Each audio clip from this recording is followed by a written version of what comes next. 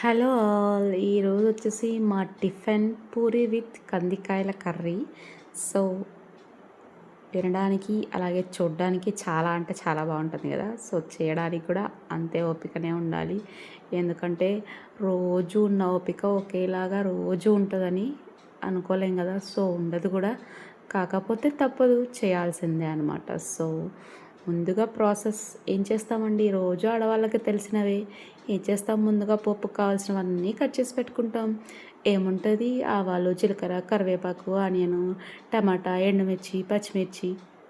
So ఇలా కావాల్సినవన్నీ cut చేసి పెట్టుకొని తర్వాత పసుపు, ఉప్పు, కారం, టమాటాలు అన్నీ ఫ్రై చేసేసుకొని తర్వాత ఏమేస్తాం, చివరిగా మనకు కావాల్సిన ఏదైనా మసాలా పేస్ట్ కావాలంటే వేసుకుంటాం. సో ఇది వచ్చేసి అల్లం వెల్లుల్లి కొత్తిమీర పేస్ట్, అలాగే కొంచెం కొబ్బరి మిక్స్ చేసి పేస్ట్ చేసేసాను.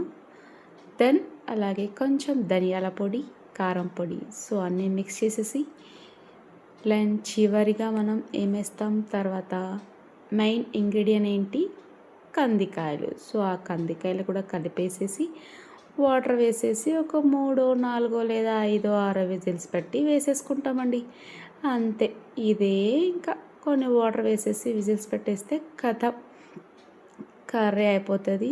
సో ఇదే కర్రీ మనకి మార్నింగ్ టిఫిన్కి పూరీకి అవుతుంది, లేదా ఇంకొంచెం ఎక్కువ చేసుకున్నాం అనుకోండి మధ్యాహ్నం ఏ సంగటో లేదా ఏ రైస్లోకో సరిపోద్ది, లేదా మధ్యాహ్నం స్కిప్ చేసేస్తే నైట్ చపాతీలకైనా సరిపోద్ది, లేదా దోశలకైనా సరిపోద్ది.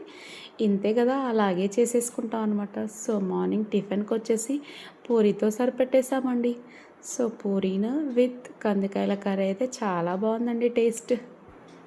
వీడియో నచ్చితే లైక్ మాత్రం చేయండి.